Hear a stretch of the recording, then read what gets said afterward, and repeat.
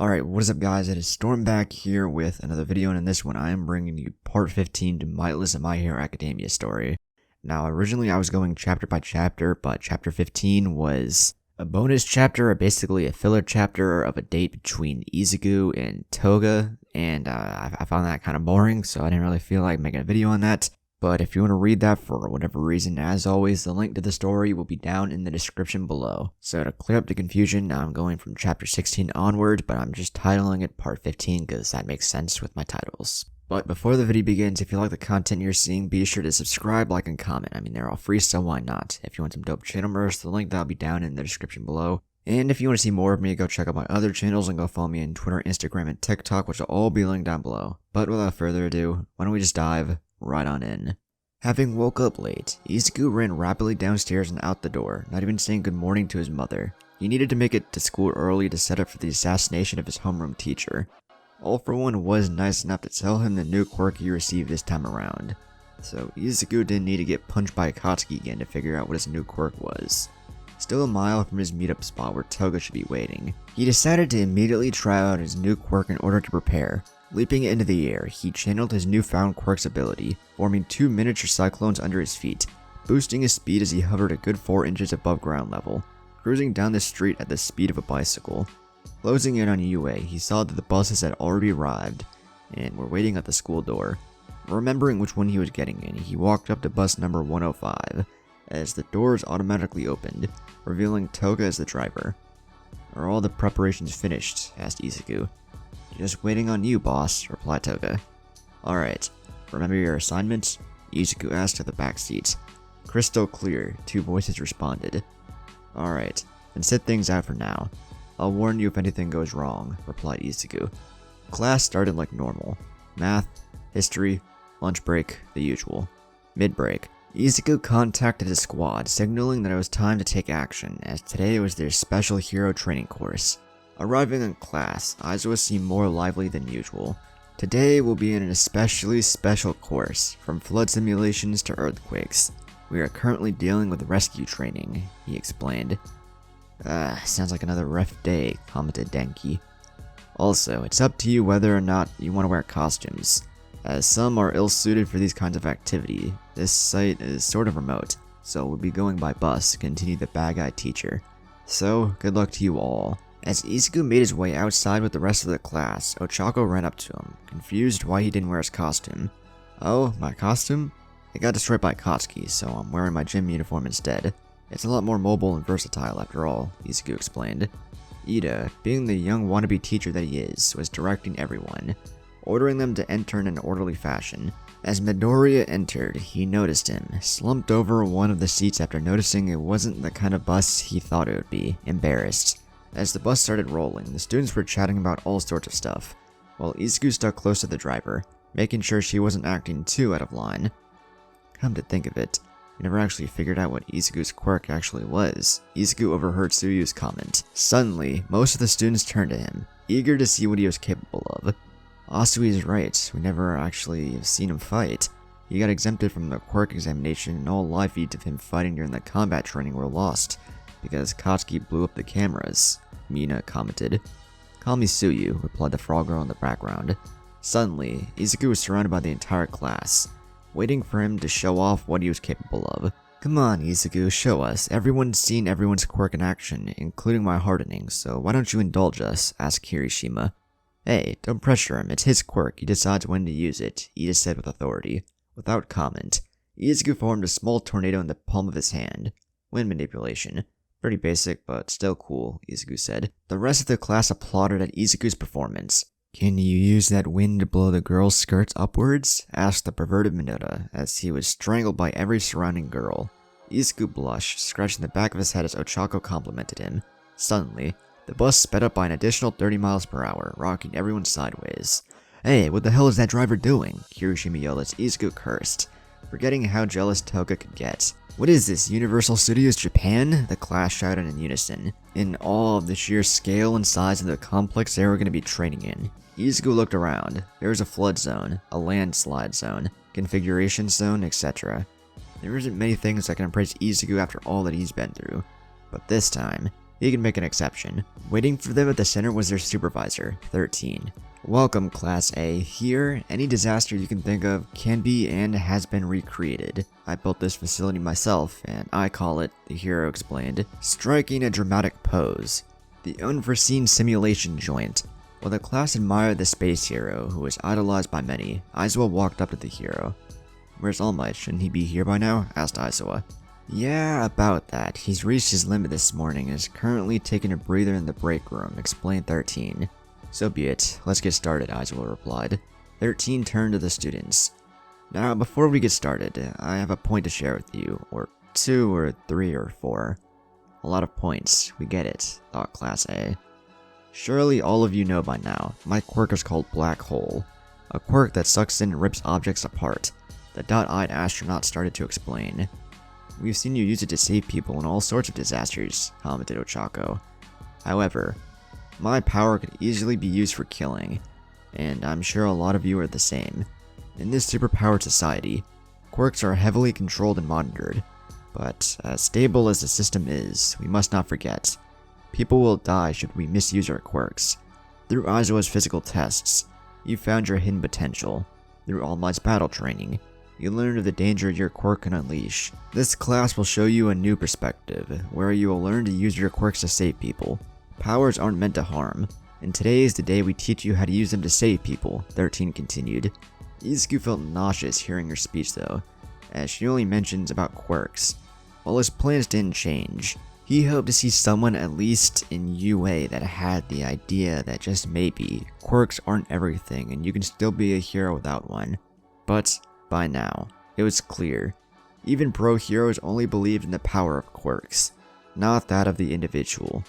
Alright, now if you may, it's time we get started, Izuku said. Meanwhile, in the control room, the security guards were taken down as Irina and Sachi closed the door behind them. So, according to Izuku's plan, we are to wait until he gives a signal.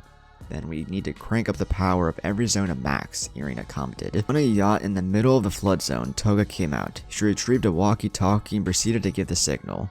Showtime, thought Izuku. Suddenly, as the students were about to head off, Izuku noticed a black portal appearing behind Izuku. His eyes widened as a man covered in black mist came out, grabbing Izuku by the neck. His acting was so realistic that everyone turned to him. What is this, some sort of staged event? Asked some of the students. No, everyone, huddle up and evacuate, this isn't a drill, Izuku yelled out, taking up a much more serious tone. What's going on? Asked Ida. This is a villain attack, Izuku cried out. They got one of the students, 13 pointed out. I know, Izuku said, charging towards a shadowy villain. Kurogiri. Izuku whispered soft enough so that only he could hear. On it, Kurogiri responded, as he wrapped his portal around the entire group. It was your mistake to huddle up, Kurogiri commented as the entire class was swallowed up by darkness. Izuku, seeing their entire class disappearing, found out that he was now all alone against the villains. He let off a pissed off look as he glared at Kurogiri, standing at where the class used to be. Where? Where did you send them? Izuku cried out in anger. Don't worry, they've been dispersed across the facility, where the simulations are supposed to take place. Don't worry, my subordinates will take care of them, Kurogiri said in a maniacal tone, holding a knife to Izuku's throat to prevent Izuku from deactivating his quirk. Don't worry, I'm not here to kill any of them, only you. Now, if you want to see this kid alive, head to the flood zone. And with that, Izuku was dragged into the portals. Izuku clenched his fist and ran at top speed to the flood zone. Hang on, Izuku, I'm coming. Meanwhile, the other students were in the heart of the simulation joints. Momo, Kaminari, and Jiro were stuck in the landslide zone that was raining down boulders like an avalanche. Ida, Mina, Shoji, and Sero were warped to the wildfire zone, where flames were raging even stronger than an erupting volcano, while Kirishima, Todoroki, Ojiro, and Toru got sent to the earthquake zone. Ochako, Mineta, and Tsuyu were stuck in the middle of the configuration zone, where most of the building were raging with flames, and Koda, Sato, Yuga, and Tokoyami were trapped in the blizzard zone, where the raging icy wind hitting their raw skin threatened to generate frostbite within seconds. It can't be. I didn't design any of these joints to work this ferociously. I'm supposed to have a staff to keep these things from being lethal death traps. What are they doing, for God's sake? 13 watched helplessly from the room as the students were struggling to stay alive from the very natural disasters they were meant to jump into. Back at the control room, Irina sat back with a bucket of popcorn, watching the pandemonium unfold before her eyes, smiling sadistically as the students were struggling for survival. Yo, Rena, you sure you don't want to have a go? One button and boom. You can send a boulder crashing down on these kids, another one and boom. Another building collapses on them. It's freaking awesome, Sachi said, fiddling with the controls. Nah, I'd rather sit back and enjoy the fireworks, she replied with a mouthful of popcorn. Fine, suit yourself. Hey look, isn't that the Eraserhead fellow we're supposed to be taking down, Sachi noticed. Well, I'll be damned, it is, Irina said, pointing at Izuku, running to the flood zone. Looks like everything's going according to plan, Izuku said, coming out of a portal at Kurogiri formed behind the duo. Walking to the communication station, he picked up a phone and dialed Toga's number. Everything ready? Asked Izuku through the phone. Yep, all set. Hey boss, the guy's swimming to rescue you, Sachi pointed out. Alright, it's time. Kurogiri, send me in the Aqua unit and Sachi, set the flood zone to max. Wear him down until he reaches you. Izuku ordered both at Sachi and at Kurogiri, whom he had communications with through his earpiece. Back with Aizawa, he had almost made it halfway to the boat, where he could see Izuku still being held captive by Kurogiri. Suddenly, the waves started picking up speed as he was plunged to the depths several times, his body flung around like a scarecrow in the wind. What the hell, is someone manning the controls? Why are the waves so damn big? Suddenly, he felt a stinging pain on his ankle as he was dragged beneath the depths. The water was stinging his eyes at first, and barrages of fists, fangs, and claws hit him from all sides. Shit, I'm surrounded, Aizawa said, as his eyes started to get used to being underwater. Looking around, he saw about 7 enemies, all with mutation quirks that allowed them to outmaneuver him. As the villains surrounded him from all sides, Aizawa glared at one of them as that villain felt his gills closing. The villain tried desperately to swim up to air, but due to the waves, he was unsuccessful.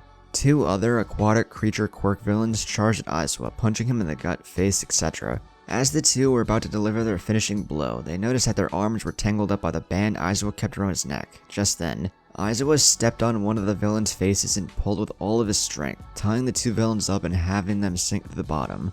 Suddenly, a barrage of scales came flying at him, hitting him in the shoulder and releasing a cloud of blood into the water. One of the shark quirk users smelled the blood, as his bloodlust reached its peak, tackling Aizawa and slamming him into the hull of the boat, making him cough out blood. Aizawa looked behind him as the remaining 3 aimed at him with their quirks. One of them was about to launch a harpoon from his gun at him, another a water javelin, and the third was preparing for another scale barrage. Meanwhile, the shark face that had him pinned against the hull of the ship opened his mouth full of razor-sharp teeth. In a moment of hesitation, Aizawa ended up erasing the quirks of the 3 shooters, ridding them of their ability to breathe underwater as they held their breath for dear life, thrashing around wildly. Suddenly, he screamed out in pain as the shark bit into his shoulder. He heard the sound of bones cracking as blood squirted out of his right shoulder. What's worse, he was slowly losing consciousness due to the lack of oxygen, and that was the reason why he kept the shark user intact.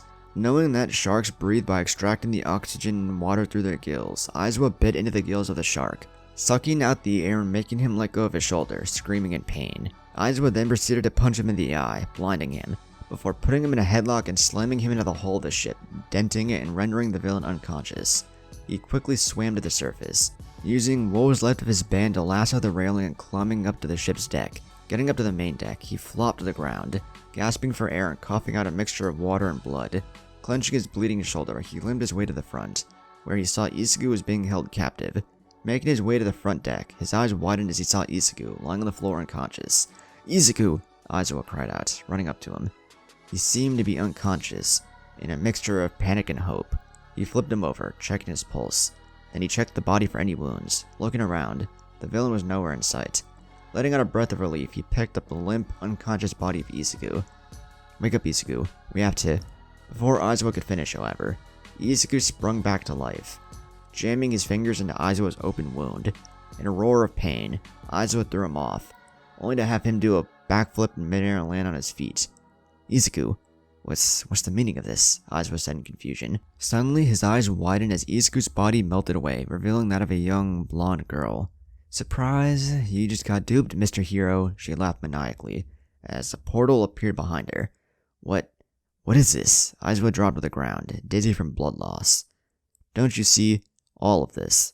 Every single step we took. It was never for the students. No. All of this was for you, explained Kurogiri. You bastard! So you planned all of this just to kill one lanky 30-year-old man? Asked Aizawa in a defeated tone.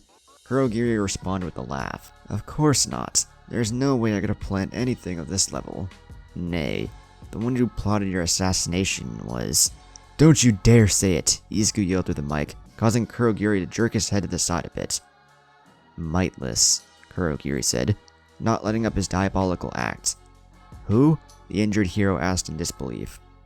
I'm not surprised you don't recognize the name. After all, he's never made any public appearances.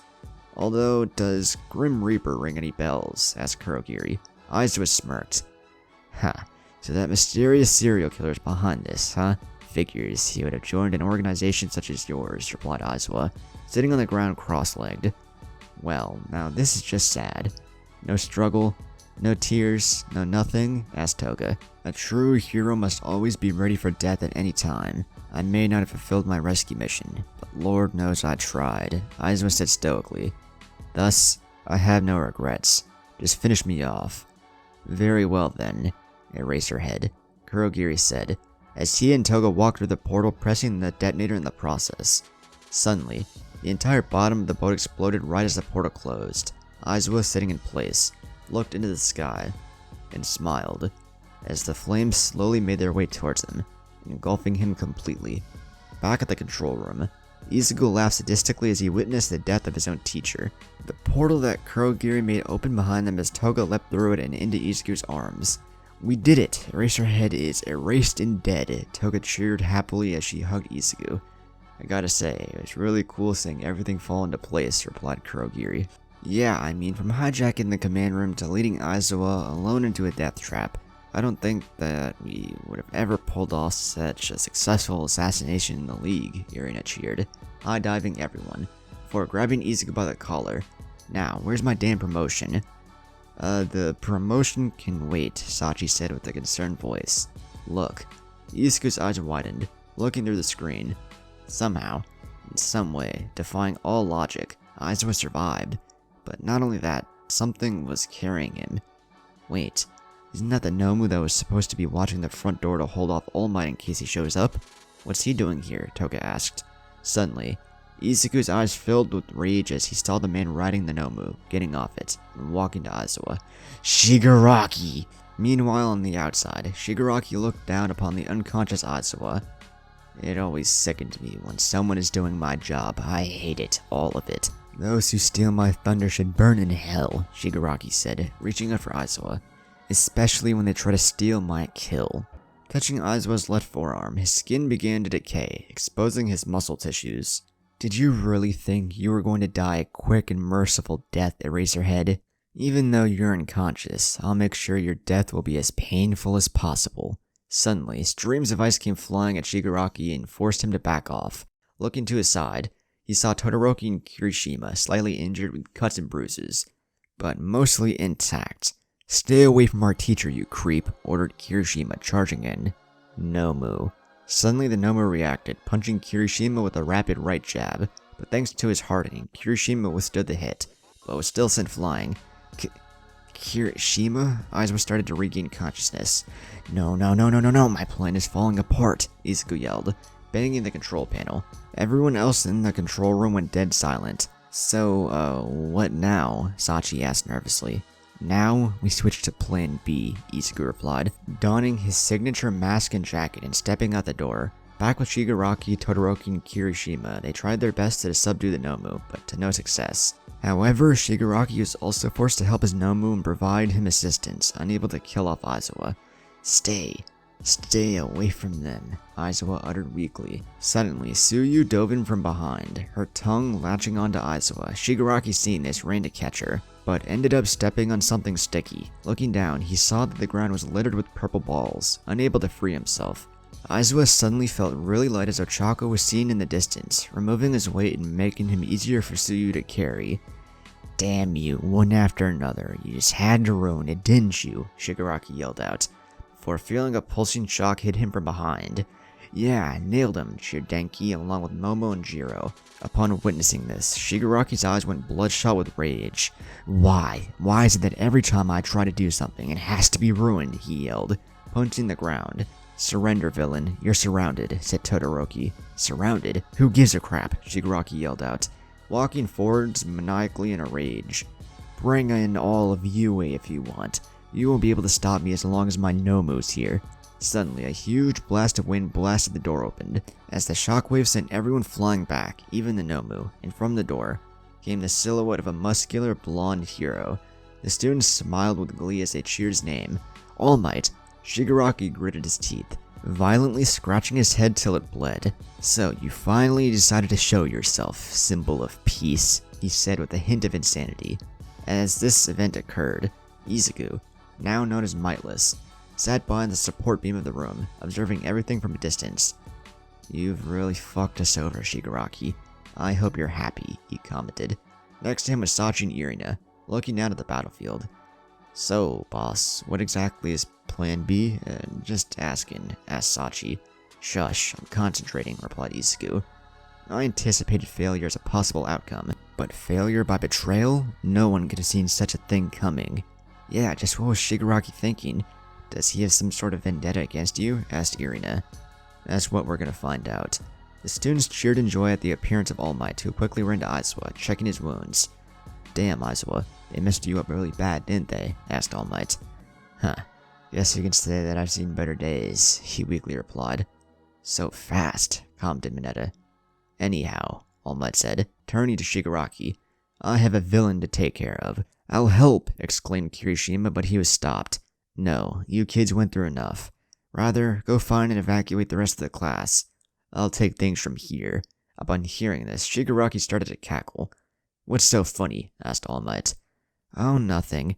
It's just the mere thought of you being able to defeat the Nomu after all, Shigaraki said with a devilish glare. You're getting weaker, aren't you? Hearing those words seemed to trigger All Might. How? How did you know? All Might asked. Let's just say I was informed by a certain somebody, replied Shigaraki. But that doesn't matter. Suddenly the Nomu charged at him. Because you're gonna die right here and now! The Nomu landed a devastating hit, sending All Might flying back, smashing into a wall. So fast, Todoroki exclaimed in shock. Not even I could track it, Kirishima uttered. This is truly a fight beyond our league. As the dust settled, All Might was revealed, standing strong, with a heavily bruised arm. Barely a minute left, but I got no choice. I must finish this, thought All Might. Shigaraki saw that the students were distracted and took advantage of the opportunity to charge at them. Why? Because... Shit, he's coming right for us, yelled Mineta. I am the symbol of peace. Suddenly, with blinding speed, All Might charged straight at the Nomu, clashing fists with the beast. The shockwave from the clash was enough to repel Shigaraki, as he leapt back, catching his balance, unlike the students, who were struggling to stay balanced, some even falling over. Izuku, watching the fight from a distance, analyzed the situation. A head-on assault? Thought Izuku. It's useless. He's got shock absorption, haven't you noticed? Asked Shigaraki. Yes, I have, All Might replied, not even looking at him. As the two beasts exchanged a barrage of fists, Izuku noticed something about his former hero. This bastard. He isn't just swinging randomly, every single hit. The Nomu noticed that somehow, even though he was supposed to be practically immune to this sort of harm, he was sustaining damage. It's done with 100% of his strength. Slowly, All Might's wave of fists were overwhelming the Nomu that was slowly getting pushed back. You claim he has shock absorption, right? Absorption and not nullification. Then that must mean he has a limit to how much it can take. Built to surpass me at my full power? Then I'll just have to go beyond that, All Might exclaimed, pounding the Nomu. As the other students started cheering for him, All Might noticed the rest of Class A, rooting for him at the balcony of the second floor. Next to them was an injured 13. It was a pain getting through my own disasters, but damn was it rewarding, commented 13, wiping off some sweat. All Might smiled as the Nomu was slowly reaching his limit. With one strong punch, he was able to unbalance the Nomu, leaving him open for an attack. Tell me, villain. Have you ever heard these words? All Might asked the dazed beast. Go beyond. Suddenly, a silhouette was seen running into the fight, followed by another, much taller one. Plus Ultra! Suddenly, a portal appeared right in the spot where All Might was supposed to punch, redirecting the punch into his own guts. Coughing out a carpet of blood, he was sent flying back. "Right on time," said Mightless. "Mightless, I was wondering when you'd show up," Shigaraki said in a salty tone, only to be ignored by the two reinforcements. "Hey, who's the new guy?" asked Todoroki. "All Might just got sent flying, and that's what you're worried about?" asked Kirishima. "Don't worry, he's All Might. He'll be fine, but now, let's finish off this Nomu." "Yeah, it looks like it's nearly at its limit. We can do this," said Mineta. "Oh, really? Near its limit." "Kurogiri," Izuku ordered. "Right away," Kurogiri replied, passing him a syringe of black liquid. "That trigger drug does wonders on quirk users." "Now let's see what it can do to a beast with multiple quirks," said Mightless, running towards the Nomu that was on its knees, panting. "Hey, that villain is doing something to the Nomu," Ochaka pointed out. "On it," Kirishima said, running in, trying to stop him, followed by Todoroki. Even some other students jumped in to help, but were too far away. Kirishima swung at Mightless with his arm, but he used a combination of martial arts and an air current to block his hit. He then tripped him with a leg sweep and, by creating a small tornado in the back of his elbow, rocketed punched Kirishima in the chest, sending him flying back. Todoroki sent a wave of ice at him, but Mightless leapt into the air with elegance and threw 3 throwing knives at him. The knives, however, flew upwards, not hitting anyone. Turning to Ochako, Mightless made a mad dash to take out the support, but his ankle got grabbed by Tsuyu, who flung him into Kirishima's fist, punching him in the stomach and sending him flying back. "Checkmate," uttered Mightless as Kirishima suddenly noticed that he just knocked him into the down Nomu. As Ida and Tokoyami caught up, they all ran towards the Nomu, making a mad dash. But it was too late, and Izuku had already injected the drug into the beast. Suddenly the Nomu reanimated, unleashing a piercing scream unheard of by man. Suddenly, with blinding speed, as if it had teleported, the Nomu appeared behind the hero trainees and, with a single swing of his fist, created a shockwave, subduing nearly all of them. "Such power, such speed, we can't win," muttered Kirishima.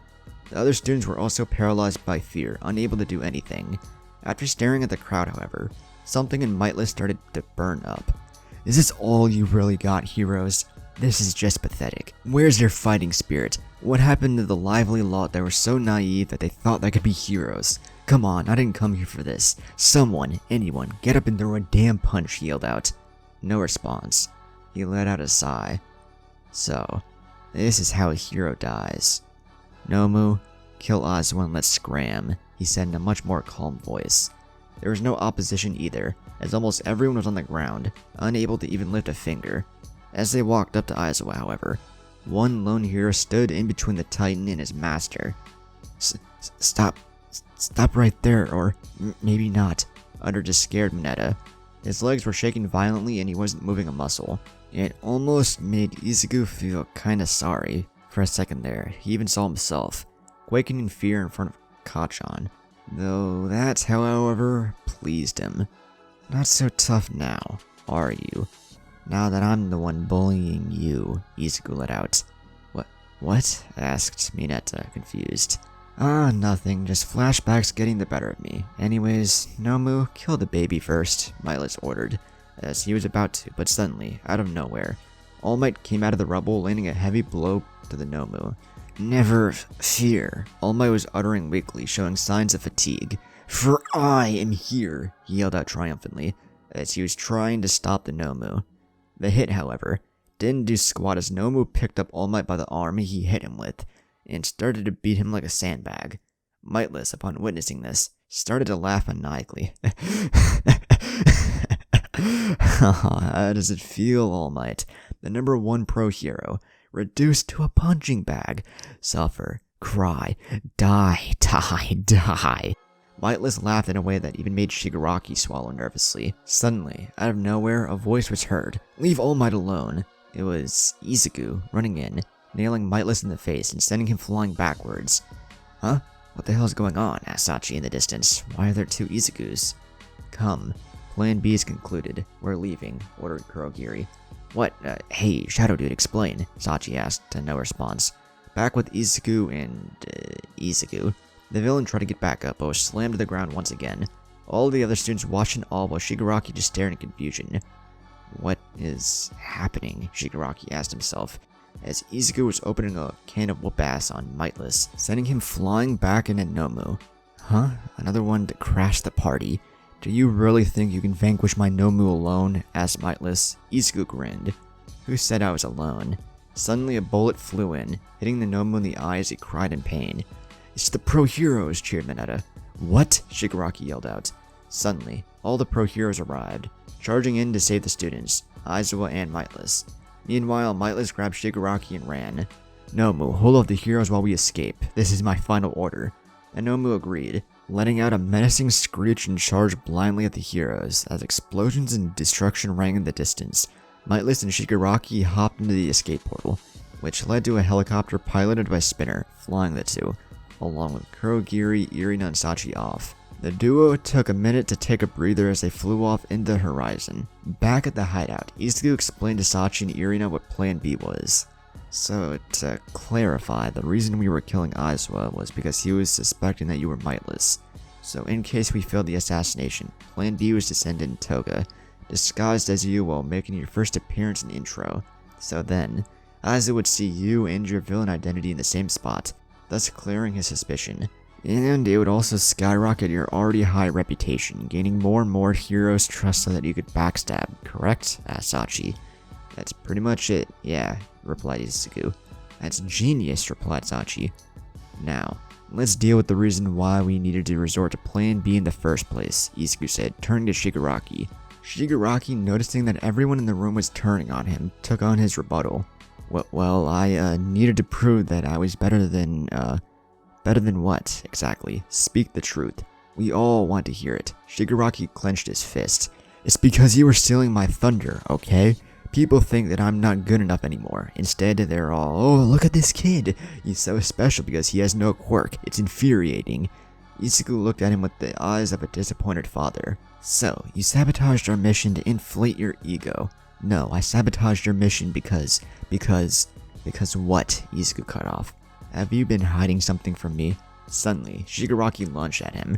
Why you? It shouldn't be you. I'm All For One's next user. Me, you hear? Tomura Shigar. Suddenly, two portals appeared, warping away his arms. Irina took out a tiny battle axe keychain that became as big as a regular battle axe. Magni slammed him to the ground with his magnet and he got pinned by all the other villains in the room. Inherit All For One? Me as the new successor? Sounds fun, Izuku grinned. Sensei, please help me, cried Shigaraki as tears welled up in his eyes. Suddenly, he could hear his voice talking in his head. Sorry, Tomura, but you have failed me for the last time. Izuku looked down upon Shigaraki with pitiful eyes. What a shame, you spent all these years wanting that quirk. Now, everything you worked for, everything you dreamt of, your League of Villains, belongs to me. Take him away, Izuku yelled. No, you can't do this to me. You can't do this. Sensei, please, save me. I can still be useful. Shigaraki cried in desperation as he was getting dragged away by his former comrades. Spinner, Magni, somebody, anyone. The last thing Shigaraki saw, however, was Izuku, smiling sadistically, and waving him by as he was being taken away. Mightless! Shigaraki's voice faded into the distance. As Shigaraki was taken away, Kurogiri turned to Izuku. So what now, boss? 愛してる